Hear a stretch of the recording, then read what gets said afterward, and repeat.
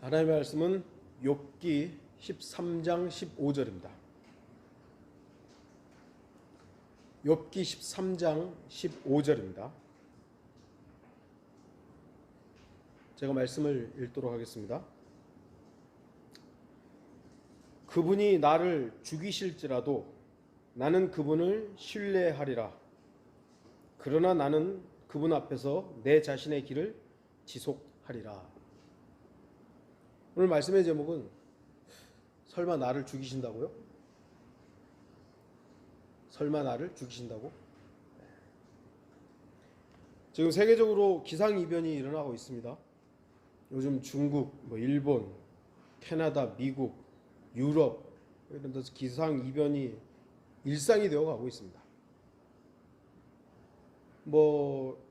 온난화라는 부분은 과학계에서 여전히 논란이 뜨겁습니다. 그러나 이제 일반적으로 이제 온난화의 현상으로 대부분이 지금 받아들이고 있죠. 기상 이변에 대해서. 이 지구는 사람들의 기대와는 다르게 전혀 좋아지고 있지 않습니다. 망가지고 있고 파괴되고 있습니다. 인간들이 지어놓은 거대한 댐이 붕괴됨으로 인해서 수많은 사람들이 죽고 재산 피해를 입습니다. 어쩌면 이런 부분들은 자업자득이라고 할 수 있을 것입니다. 아무리 과학자들이 떠들고 정치인들이 외치며 지구의 미래를 바꾸려고 하지만 이 땅의 미래는 정해져 있습니다. 저도 이제 차를 운전하면서 다니면 라디오를 켜놔요. 그러면 그 라디오 이제 진행자들이 우리가 세상 지구 온난화를 막기 위해서 플라스틱 제품 조금 쓰고 어쩌고 막 그래요. 그 아나운서부터 차 타지 말고 다녀야 돼요. 그 아나운서부터 커피 마시지 말아야 되고 그 아나운서부터 집에 배송시키지 말아야 돼요. 자기들은 할 거 다 하고 하면서 저도 좀 동참하는 의미에서요. 요즘에 요거 좀 줄이고 있어요. 아니요. 지금 지구의 모든 것들 올 스톱해도요. 모든 걸 스탑해도요. 이게 옛날로 돌아가려면은 몇십 년 아니 몇백 년이 걸릴 수도 있는 거예요. 그러니까 애써 자신들의 뭔가를 함으로 인해서 바뀔 거라는 기대를 가지고 있지만 과학자들은요. 암담한 미래를 지금 계속 얘기하고 있는 거예요. 성경적인 것이죠. 베드로서 3장 7절 그러나 현재 있는 하늘들과 땅은 그 동일한 말씀으로 보존되어 있으되 경건치 아니한 자들의 심판과 멸망의 날에 불사르려고 간수되어진 것이니라. 하나님께서는 우주의 기본 요소들을 다 말아서 겉옷처럼 말아서 내동댕이 쳐버리실 거예요. 그리고 새롭게 우주를 창조하실 것입니다. 그러니까 지구에 이 땅에 희망을 가지고 있는 사람들은 하나님이 없는 사람들이에요. 누구를 신뢰할 수 있습니까? 우리 역시 위험에 노출되어 있습니다. 우리가 비록 구원받고 하나님의 아들들이라 할지라도 이 땅이라는 지구에 살고 있는 이상은 여전히 우리도 위험에 노출되어 있어요. 자연재해에도 노출되어 있고 코로나19에도 노출되어 있고 자동차 사고에도 노출되어 있고요. 다 노출되어 있는 것이죠. 물론 하나님의 손길로 인해서 우리들이 보호받고는 있지만 하나님의 다른 의도를 통해서 나를 죽이실지라도 그러니까 될 수 있다는 겁니다. 노출되어 있어요. 우리 역시 죽을 수 있죠. 그러나 그리스도인에게는 세상 사람들이 갖지 못한 유일한 것이 있습니다.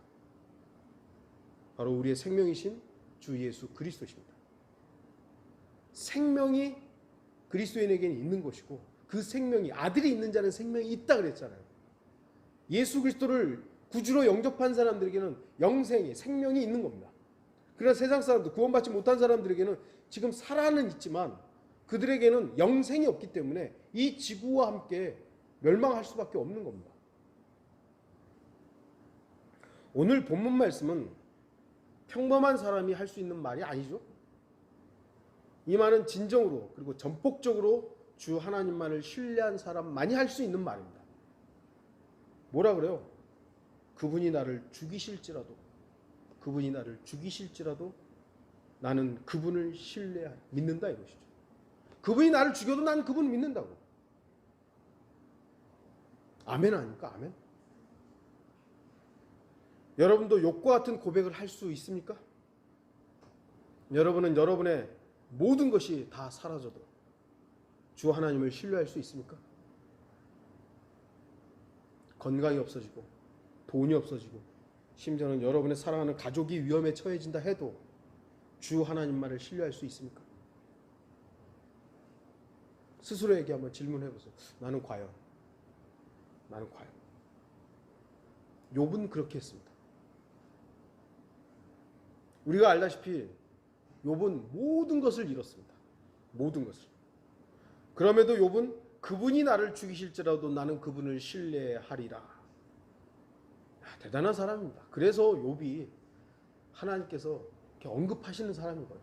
그래서 다니엘서를 보면 사드락과 메삭과 아벳느고 역시 이와 비슷한 고백을 합니다.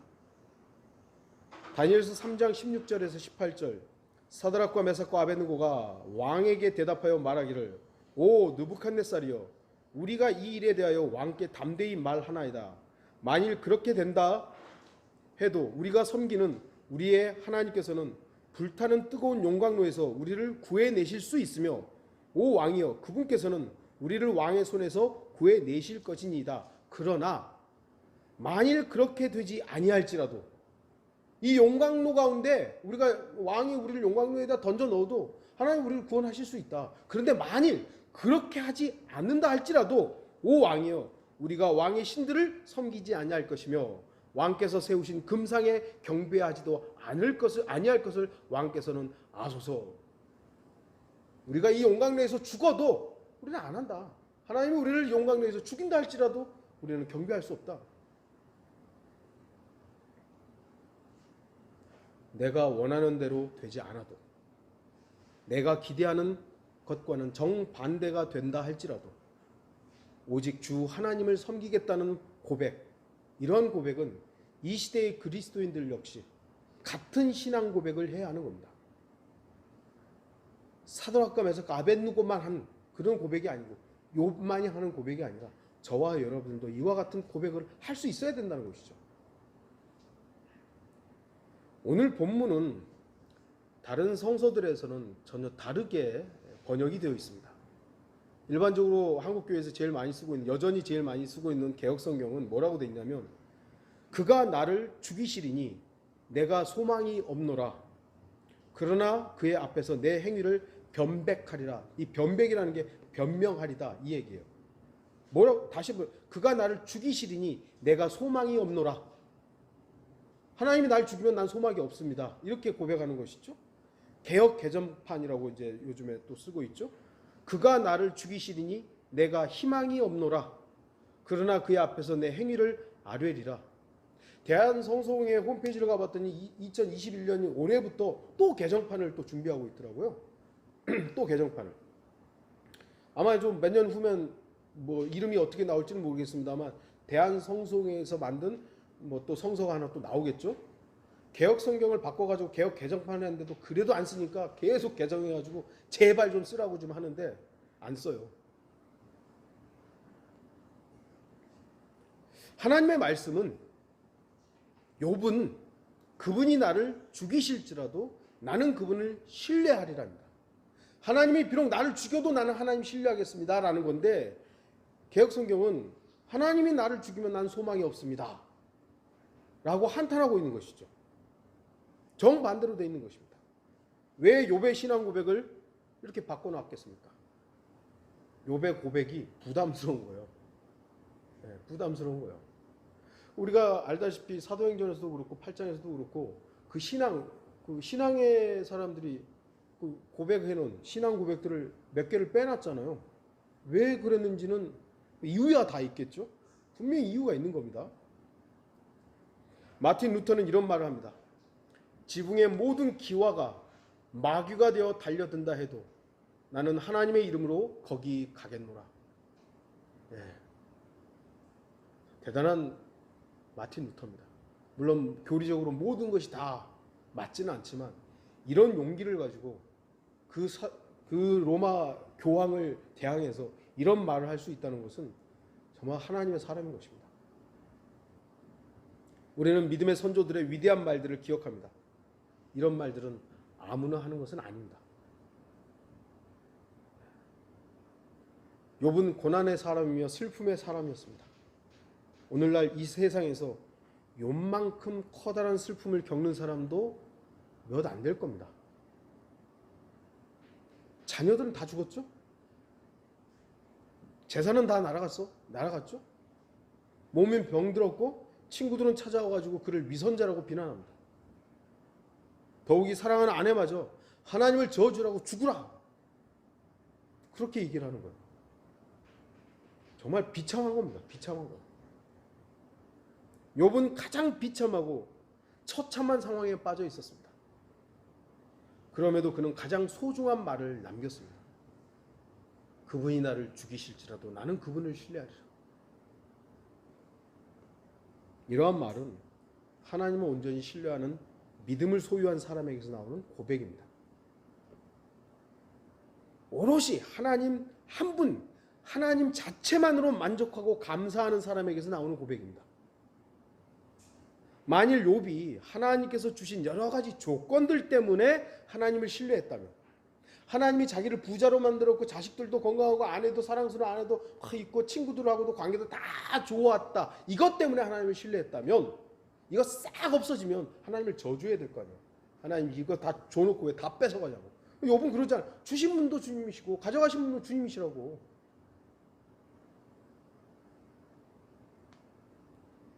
욥은 조건이 아니라 하나님 그분 자체만으로 살았던 사람이에요.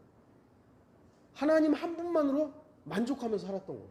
그러니까 하나님이 주셨던 조건이 없어도 하나님이 있기 때문에 그는 하나님을 신뢰한다고, 나는 하나님만 신뢰한다고, 이런 고백을 할 수 있었던 것이죠. 저와 여러분의 믿음은 어떤 믿음입니까? 하나님께서 나에게 건강을 주셨기 때문에, 나의 가정이 안정적으로, 나에게 직장이 안정적이기 때문에 우리가 하나님을 신뢰하고 있습니까? 그렇다면 우리는 조건 때문에 하나님을 섬기는 거예요. 그것이 아니라 하나님으로 만족하면 비록 그 조건들이 없어진다 할지라도 우리는 하나님으로 감사할 수 있는 겁니다. 저와 여러분들은 그 경험들을 몇 년 사이에 비슷하게, 뭐 똑같지는 않지만 해오고 있는 거예요. 해오고 있어요. 그리스도인에게 믿음이란 무엇입니까? 하나님을 신뢰하는 것은 그리스도인의 정상적인 모습입니다. 자신을 그리스도인이라고 말하면서 하나님 신뢰하지 않는다고, 그거는 이상한 거죠. 의인은 믿음으로 말미암아 사리라. 그리스도인은 믿음으로 사는 사람입니다. 믿음으로. 믿음이란 그리스도인에게 장식품이 아닙니다. 그리스도인에게 믿음은 필수입니다. 그리스도인인데 믿음이 없다, 그건 그리스도인이 아니에요. 자신을 그리스도인이라고 말하면 안 돼요. 난 구원받았는데요? 구원은 받을 수 있는데, 구원은 누구든지 받을 수 있으니까요. 그런데 구원받은 이후에 그 삶 가운데서 믿음 없는 삶을 살면 그 사람은 난 그리스도인입니다, 기독교인이라고 말하면 안 돼요. 그냥 나는 그냥 세상을 사랑하는 사람이에요, 이래야 되는 거죠. 근데 믿음이 없는 사람들이 여전히 그리스도인, 기독교인이라고 말하고 다니는 거예요. 그리스도인에게서 믿음을 빼면 뭐가 남습니까? 예수 그리스도에 대한 믿음이 그의 전부여야 되는데, 이 믿음을, 예수님에 대한 믿음을 빼버리면 그 사람이 존재하는 이유가 뭐예요? 그리스도인은 반드시 믿음을 소유해야 하며 믿음으로 살아야 합니다. 믿음은 그리스도인에게서 모든 것입니다. 자연인은 육신의 눈만 가지고 살죠. 하지만 그리스도인은 믿음의 눈으로 위에 계신 주 예수 그리스도를 바라봅니다. 자연인은 자기 그 믿음의 눈이 없기 때문에 세상에 보이는 것만 보며 살아요. 그러나 그리스도인은 세상에 보이는 것들이 아니라 위를 바라보며 사는 것입니다. 자연인들은 육신의 손과 육신의 느낌으로 살아가지만 그리스도인은 육신의 느낌으로 사는 것이 아니라 영적인 실체들을 만질 수 있는 영적인 손과 영적 감각을 가지고 있는 겁니다. 우리는 예수 그리스도를 만질 수는 없지만 내 안에 계신 분을 실체적으로 느끼며 살아갑니다. 여러분들 믿음 생활에서 사실 믿음 느낌이라는 거, 여러분 제가 언젠가 설교했습니다만 사실 중요합니다. 믿음 중요하죠. 이 모든 것이 됐으면 느낌도 있어야 돼요. 주님을 내가 강력하게 영적인 느낌으로, 이 느낌을 너무 또 치중하면 안 되지만, 감각적인 것에 너무 치중하면 안 되지만, 예수 그리스도를 개인적으로 체험하고 그분의 말씀이 성취되는 것들을 느끼는 것은요, 간증으로서 굉장히 중요한 부분입니다. 이걸 소홀히 하면 또 안 돼요. 너무 또 치중해서 느낌을 막 위주로 살면 그것도 위험하지만 느낌 소중합니다. 자연인들의 귀는 쓸데없는 것들을 듣죠. 하지만 그리스도인들의 믿음의 귀는 하나님의 음성을 듣는 겁니다. 내 안에서 말씀하시는 하나님의 음성의 귀를 기울이는 겁니다. 자연인들의 코는 세상의 썩은 향기를 맡지만 그리스도인들은 예수 그리스도의 샤론의 장미 향기를 맡으며 살아갑니다.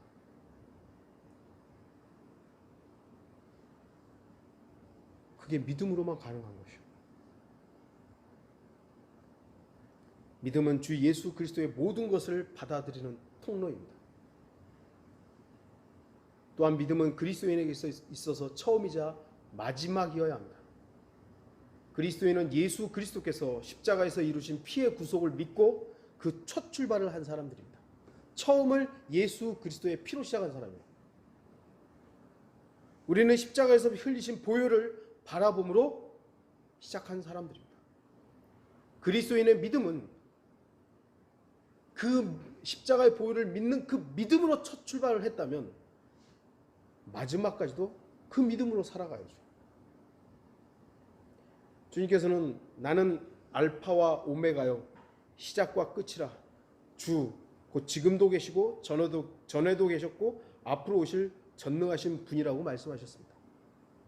그리스도인이 처음을 그리스도를 믿는 믿음으로 시작했다면 그 결과도 그리스도를 믿는 믿음이어야 합니다. 오늘날 안타깝게도 많은 사람들이 처음은 그리스도를 믿는 믿음으로 시작했음에도 불구하고 어느 순간 믿음이 아닌 자기 확신이나 자기 생각, 종교적 습관, 주변 환경에 타협하는 엉뚱한 모습을 보게 됩니다.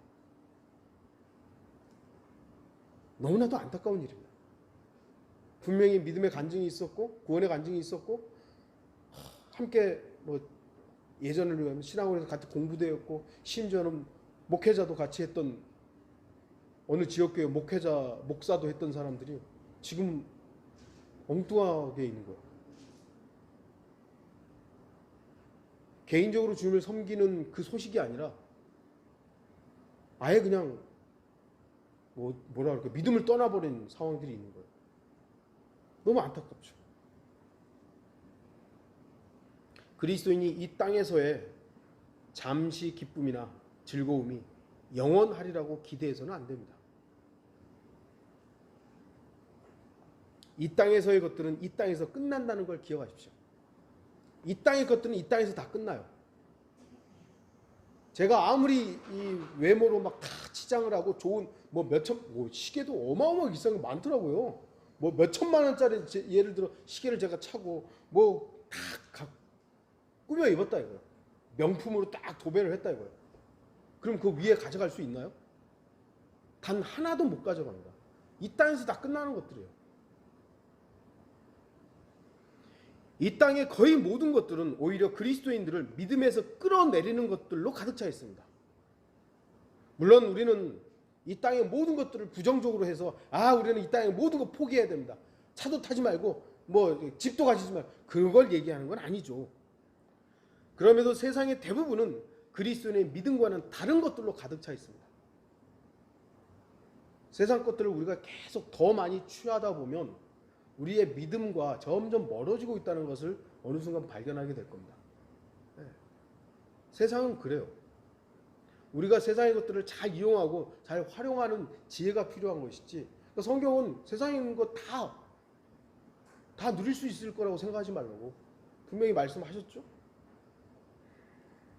우리는 육신의 눈을 자신으로부터 돌리고 보이지 않는 것을 보고 영원한 것을 잡기 위해 위로 손을 들고 영적인 감각으로 주님을 느껴야 합니다.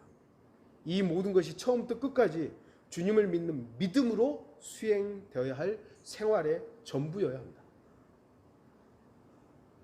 일을 왜 하는 거예요? 직장에 가서 일을 왜 하는 거예요? 먹고 살기 위해서? 물론 그것도 뭐 전혀 아니라고 할 수는 없죠. 그러나 내가 이 일을 하는 이유는 주님께서 나에게 허락하셨고 내가 그 일할 수 있는 여러 가지 것들을 허락하셨기 때문에 감사함으로 하는 것이죠. 그리고 그걸 통해서 내가 주님을 섬길 수 있고 지체들을 섬길 수 있고. 지난주인가요? 어떤 분하고도 통화하면서 저에게 이제 뭐 질문이 있었습니다만 제가 정리를 하면 저는 여전히 지금 일하면서 목회하는 것이 지금 현재로서는 감사하다. 일하는 것이 예전에 비해서 제가 말씀드렸습니다만 성경을 읽거나 책을 읽는 것이 많이 축소됐지만 오히려 그거보다도 삶을 통해서 주님을 느끼는 것이 훨씬 나한테 유익이 많다 지금. 그리고 교회에도 재정적인 부담이라든지 이런 것이 없기 때문에 교회의 필요들을 우리 성도들에게 이렇게 함께 할 수 있다. 이건 정말 놀라운 일이다. 주님이 허락하신다면 나중에 어떻게 될지는 내가 장담할 수는 없지만 어쨌든 지금 현재로는 내가 일을 하면서 사역하는 것은 너무 감사한 부분이다. 여러분들은 어떻게 생각하세요? 여러분들은 여러분의 일이 있고 교회 나오는 거 그냥 이게 부차적인 일이세요? 저는 그러지 않기를 바라요. 여러분들도 이 예배당이 꼭 예배당이 아니더라도 주님을 섬기기 위한 이 시간이 여러분에게 가장 소중한 시간이 되기를 바라요. 그리고 나가서 일하는 것은 여러분에게 이 섬기기 위해서 일하는 시간이 되기를 바라요. 이게 거꾸로 되면 우리가 세상 사람하고 다른 게 뭐가 있어요? 세상 사람들도요 휴가 가기 위해서 일해요. 세상 사람들도 일주일에 토요일 일요일 쉬어서 막 자기 뭐 술 먹고 뭐 이러려고 그냥 일하는 거예요. 근데 우리도 그게 되면 안 되잖아요. 우리는 주님을 섬기기 위해서 일하는 사람이 되기를 바라요. 그게 세상 사람들과 우리의 차이점이고 구분점이 돼야 되죠. 이게 바로 믿음으로만 가능한 우리의 생활의 자세가 되는 겁니다. 믿음은 가장 귀중하면서도 가장 낮은 것입니다. 낮다라는 것이 하찮다는 게 아니라 가장 낮은 곳에서부터 시작한다라는 거예요. 우리가 가장 영적으로 좋은 상태, 곧 성령 충만한 생활 중에도 주님을 만날 수 있는 유일한 조건은 믿음입니다. 우리 여러분이 성령 충만했던 때를 한번 생각해 보세요. 있었죠? 저도 성령 충만한 때 있죠. 그때 내가 주님을 만날 수 있는 조건이 뭐예요? 믿음이에요. 믿음으로만 주님을 만날 수 있는 거예요. 내가 성령 충만했다는 이 기분으로 주님을 만나는 게 아니라 이 느낌으로 주님을 만나는 게 아니라 믿음이에요. 믿음. 나 자신이 가장 영적인 그 상태에서도 주님을 바라보는 건 믿음입니다. 믿음. 그 이외의 조건으로 주님께 나아가는 것은 결국 자기의예요. 믿음이 아닌 다른 것으로 주님을 만나려고 한다면 이거는 내 의죠. 하나님, 제가 지난주에요 성경을 이렇게 많이 읽었어요. 제가 지난주에 복음을요 수십 명에게 전했어요. 주님 저 대단하죠. 이런 걸로 만약에 주님을 만나려고 한다면 이거는 자기의라고요. 주님은 그것 때문에 우리를 사실은 물론 그것은 나중에 뭐 보상과 연관돼서 뭐가 될지는 모르겠습니다만 지금 현재 주님이 우리를 평가하는 것은 내 안에 계신 예수 그리스도를 신뢰하는 믿음이지 어떤 외부적인 게 아닙니다. 그리스도인을 가장 그리스도인답게 만드는 것은 믿음입니다. 또한 가장 낮은 위치에서도 필요한 것이 바로 믿음입니다. 혹시 여러분이 가장 크게 낙심하고 상심하며 어떤 일들로 인해 충격을 받아서 실족하거나 쓰러진 적이 있습니까? 여러분은 완전히 낙심하여 모든 것이 끝장났다고 느꼈던 적이 있습니까? 저는 완전히 끝장났다고 생각한 적은 없습니다만 비슷하게 너무 제가 뭐 고백도 여러분들한테 했습니다만 미국에 있을 때 그 일들을 보고 야 하나님 도대체 왜 이런 일이 야 내가 그렇게 신뢰하고 내가 믿었고 나의 모든 것을 걸고 따랐던 사람이 완전히 제가 그때 좀 진짜 물론 방화동의 이성호 할아버지 때는 좀 더 했습니다만 어쨌든 그런 이게 뭐 낙담이 됐던 거예요. 실망이 되고. 그러한 때 제가 다시 주님 앞에 설 수 있었던 건 주님을 향한 믿음이었어요. 아, 나에게서 주님밖에 없지. 아, 내가 사람을 더 신뢰했었구나. 아, 보이는 사람한테 내가 너무 많은 점수를 줬구나. 예수 그리스도밖에 없는데. 믿음으로 다시 회복할 수 있었어요. 여러분도 그런 경험 있으시잖아요. 가장 낮게, 가장 처참한 위치에서 다시 주님을 회복할 수 있었던 게 뭐예요? 믿음밖에 없다니까요. 열심히 전도해야지. 아, 열심히. 그래, 내가 주님을 이렇게 잃어버렸으니까 그래, 내가 다시 성경 많이 읽어야지. 아니요. 주님을 바라보면 그 우리의 믿음의 눈이 우리를 회복시킨 겁니다. 저는 안타깝게도 지금도 좀 소외되어 있거나 또는 멀리 떨어져 있는 우리가 알았던 지체들 가운데 믿음을 회복하지 못한 분들이 몇몇 계시죠. 다른 거 말고 주님을 바라보는 그 눈만 회복됐으면 좋겠어요. 교회로 오라 마라 그거는요. 주님을 사랑하면 오지 말라고도 오고 뭐 그러잖아요. 그런데 이게 주님을 향한 그 사랑과 믿음이 상실돼 버리니까 저는 그게 너무 마음이 아픈 거예요. 주님을 향한 믿음만 회복됐으면 좋겠어요. 스펄전은 이런 말을 합니다. 우리가 날아갈 때 날개 노릇을 하는 믿음은 우리가 추락할 때 구명부표와 같습니다. 천상의 문까지 우리를 이끄는 믿음은 지옥의 문에서도 우리를 들어올립니다. 그래서 아마 이 스펄전은 진짜 설교의 제왕인 것 같아요. 저는 이런 말 못하는데 그 믿음이 얼마나 소중한 거예요. 믿음은 우리가 가장 좋은 상태이든 가장 나쁜 상태이든 그리스도인을 그리스도인답게 만드는 것입니다. 믿음이 없이는 하나님을 기쁘시게 할 수 없다고 했습니다. 그렇기 때문에 그리스도인은 주님을 절대적으로 신뢰하는 그 믿음을 가지고 있어요. 신뢰해야 합니다. 그런데 믿음에는 시련이 있습니다. 그리스도인은 믿음의 시련을 예상해야 합니다. 오늘날 한국 기독교가 왜 이렇게 이상해졌냐면 예수 믿으면 잘 된다라는 그 샤머니즘적인 그 믿음을 계속 가르치고 은사주의자들 오순절 교회들에서 예수 믿으면 뭐 복받고 뭐 아들이 잘 되고 자식이 잘 되고 사업이 잘 되고 계속 그런 것만 강조했던 것이죠. 그러니까 예수 믿으면 고난이 올 수 있다라는, 예수 그리스도 때문에 고난을 받을 수 있다, 경건하게 살고자 하면 박해를 받을 수 있다는 걸 안 가르쳐버린 거예요. 그러니까 조금만 어려우면 믿음을 떠나버린 거죠. 아니, 믿음이 뭐야 뭐. 우리는 욥을 통해 믿음이 있는 사람도 시련을 겪는다는 것을 보게 됩니다. 욥은 내가 죽을지라도 주님을 신뢰하겠습니다 라고 말하지 않았어요. 자세히 보십시오. 내가 죽을지라도 난 주님을 신뢰하겠습니다가 아니라 주님이 나를 죽이실지라도. 전혀 다른 문제예요. 내가 죽을지라도는 자연사일 수도 있고 뭐 사고로 죽을 수도 있는 거 아니에요. 그러나 그분이 나를 죽인다는 것은 고의적인 거예요. 하나님이 나를 죽인다는 것은 이거 심각한 문제예요. 하나님께서 자신을 고의적으로 죽인다 할지라도 난 주님 신뢰하겠다. 자식이 죽었죠? 재산은 날아갔죠? 친구들은 위선자라고 하죠? 아내는 자기를 저주하고 있죠? 이런 것은 사실 따지고 보면 다른 사람에 관한 것들이에요. 아무리 내 피부치고 내가 사랑하는 사람이라 할지라도 자식은 자식이고 아내는 아내예요. 근데 나를 죽인다는 거, 나를 죽인다는 건 전혀 다른 문제가 되는 거죠. 물론 어떤 분들은 자식을 자기보다 더 사랑하는 사람도 있고 아내를 더 뭐 그런 사람들을 제외하고 대부분의 사람들에게 있어서 내 문제죠. 내 문제.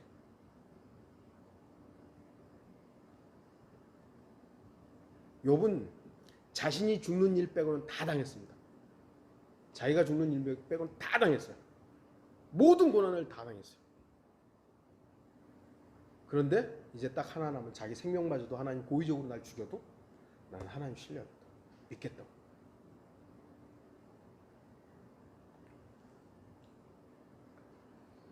만일 그러한 고난이 우리 자신에게 닥친다면 우리는 욥처럼 당당할 수 있겠습니까?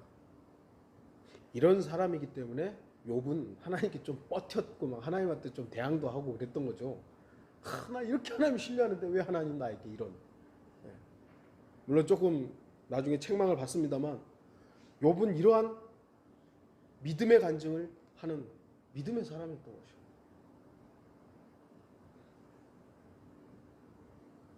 그리스도인은 자신에게 닥칠 믿음의 시련에 대해서 준비해야 합니다. 왜냐하면 우리의 믿음은 입증되어야 하는 부분이 있기 때문입니다. 고린도후서 13장 5절 너희가 믿음 안에 있는지 너희 자신을 시험하고 스스로 입증하라. 우리의 믿음은 입증되어야 될 필요가 있어요. 우리 교회도 어찌 보면 여러 번의 어떤 시련이 있었죠. 평탄할 때 보면 누구나 믿음 생활 잘하는 것 같아요. 정말 신실하게 주님 섬기는 것 같아요. 근데 한번 파도가 오니까 걸러져요. 저도 미국 갔다 오기 전에 우리 성도들 저 형제는 정말 목회자감이라고, 저 형제는 정말 하나님께서 쓰실 사람이라고. 웬걸요?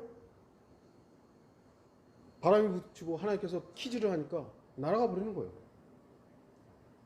인간의 눈으로 판단하는 것과 하나님 그 내면을 보는 것과는 달랐던 것이죠. 하나님께서는 오직 우리의 믿음만을 의로 여기시지만 한편으론 그 믿음이 입증되기를 바라십니다. 네 믿음이 뭐냐? 한번 봐라. 보여줘라. 그냥 입으로 말하는 것 말고 믿음의 실행으로 옮겨지는 것을 보고 싶어 합니다. 그래서 야고보서에서 말하는 행함이 없는 믿음은 죽은 믿음이라는 이 말씀이 교리적으로 적용되는 것보다도 우리 자신에게 실제적으로 적용돼야 할 부분들이 많은 거예요. 지역교회에 대해 문제들 막 발생할 때 보면은 드러나잖아요, 다들. 어떤 사람이 믿음의 사람이었고, 어떤 사람이 주님만 바라봤고, 어떤 목회자가 저 주님을 신뢰했는지 이런 게 드러나는 거예요.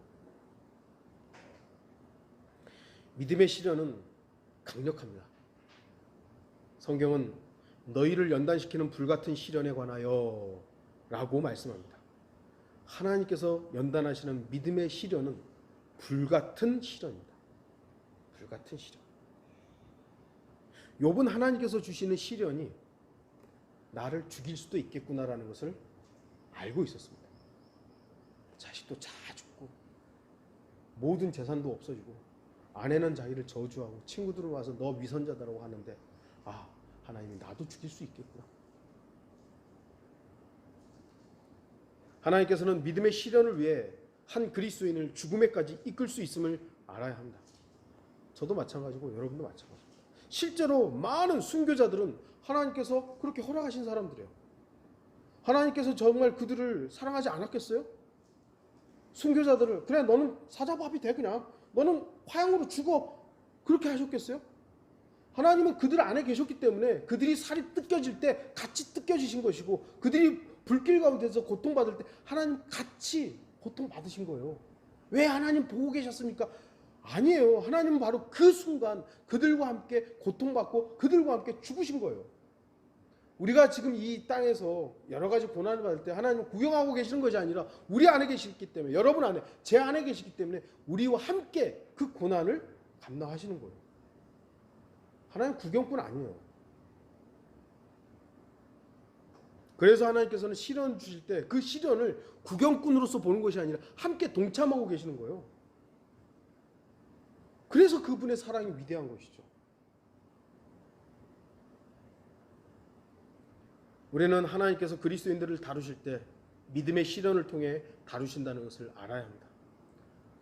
여러 가지 환경 속에서 우리를 하나님 계속해서 연단하십니다. 연단하세요.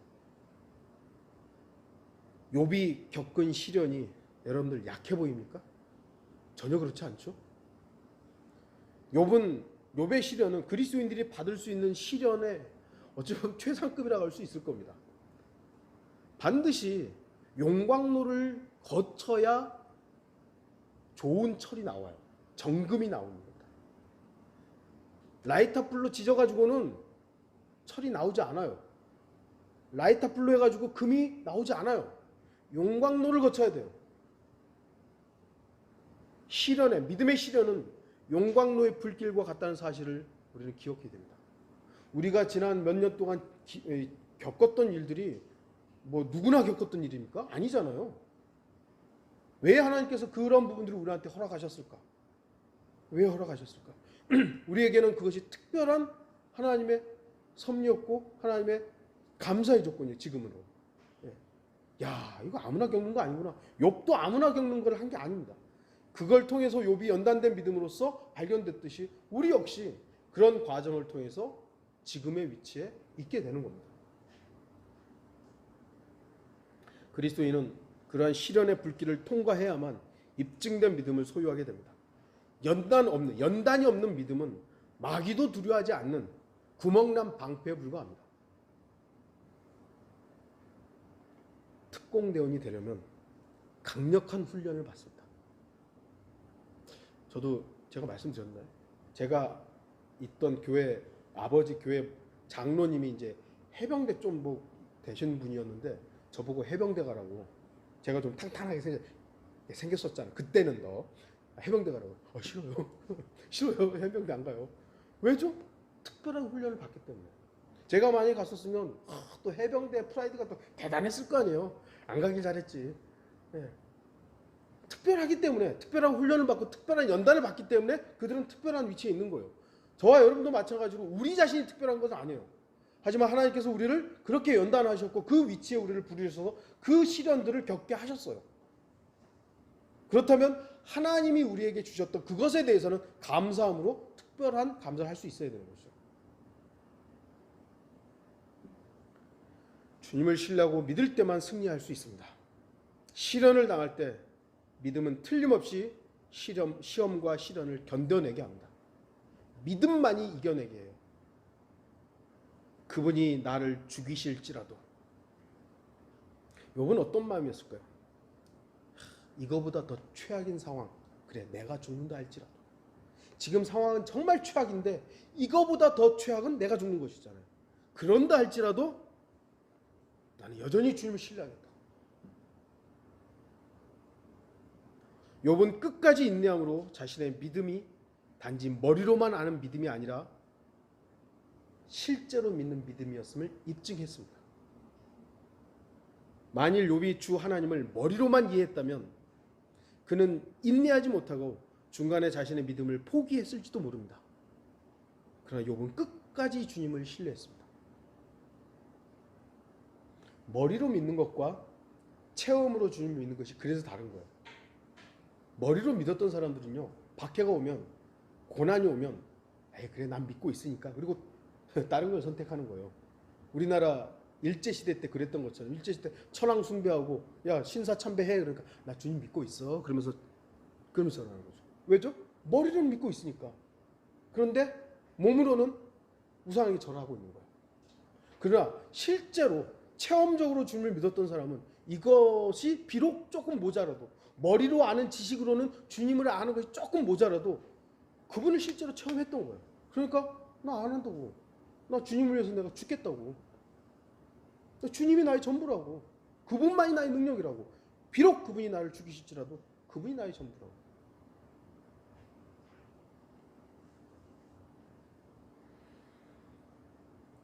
주님을 신뢰한다는 것은 맡기는 겁니다. 맡기는 것. 주님께서 나를 죽이실지라도 주님께 맡기는 것입니다.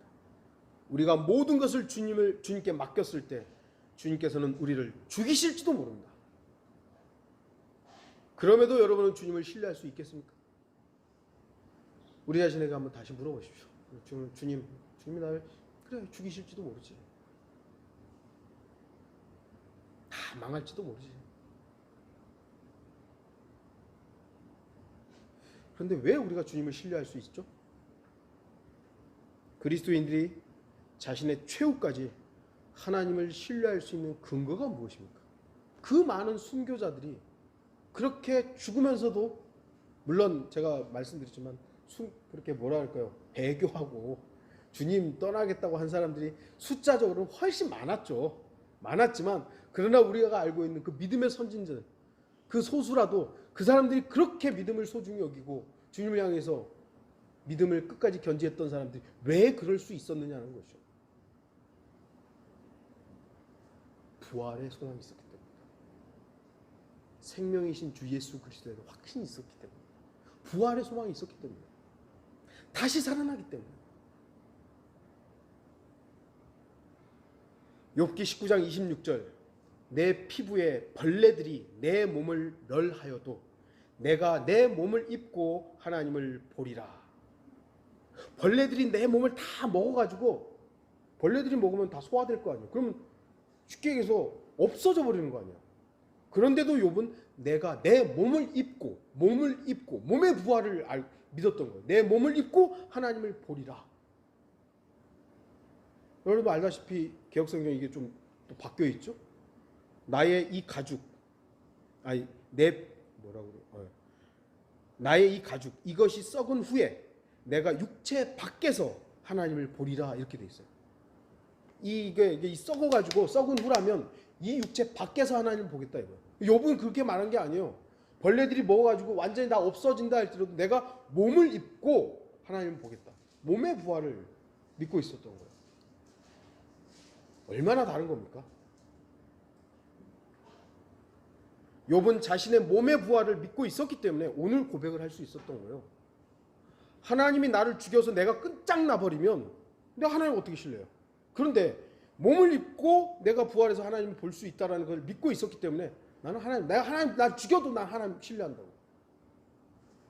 저와 여러분들이 이러한 고백을 할 수 있는 이유는 부활의 신앙이 있으면 그렇습니다. 우리도 육신적으로는 뭐 교통사고가 나오고 누가 나를 죽인다 그러면 순간적으로 겁나죠. 당연히. 겁 안 나는 사람이 있나요? 있죠. 그런데 이 부활의 신앙이 있기 때문에 나 죽어도 다시 살아난다. 주님 만날 수 있다. 나 영원히 살 수 있다. 그 소망 때문에 죽음이 그렇게 두렵지 않은 거예요. 그게 어디로부터 오는 거죠? 주님을 향한 믿음이죠. 믿음. 결론을 좀 맺겠습니다. 여러분은 지금 누구를 신뢰하고 있습니까? 주 하나님을 신뢰한다면 정말 잘하는 것입니다. 정말 잘하는 것입니다.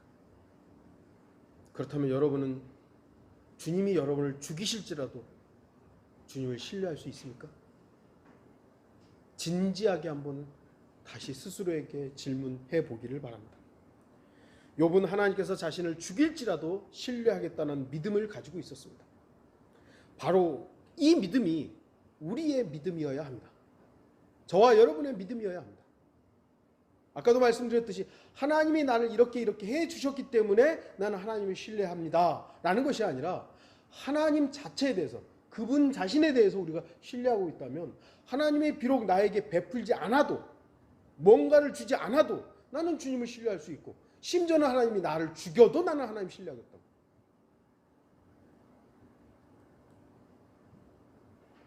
여러분은 그리스도인으로서 믿음을 가지고 있습니까? 그 믿음은 어떤 믿음입니까? 그리스도인의 믿음은 순수한 믿음이어야 합니다. 변질되거나 타협하거나 세상과 친구되어 사는 그런 믿음이 아닙니다. 그런 싸구려 신앙은 욥의 신앙이, 욥의 시련이 저 멀리 그림자만 보여도 도망쳐버리는 그런 이상한 믿음이 되고 말 것입니다. 믿음은 처음부터 끝까지 주님만을 신뢰합니다. 십자가로 시작했으면 십자가로 마무리되어야 되는 것이고, 비록 주님께서 나를 죽이실지라도 주님을 신뢰하는 것이 믿음입니다. 욥의 고백은 친구들이 듣기 좋으라고 한 말이 아닙니다. 가장 비극적이고 가장 처참한 상황 속에서 그렇게 말한 것입니다. 저와 여러분은 지금, 그리고 가장 좋은 때, 또한 가장 나쁠 때라도 주님만을 신뢰하기를 바랍니다. 그 어떤 경우에도 우리가 오직 주님만을 신뢰하겠다라는 이 믿음의 고백을 하는 성도들이 되기를 바라는 것입니다. 다 같이 기도하시겠습니다.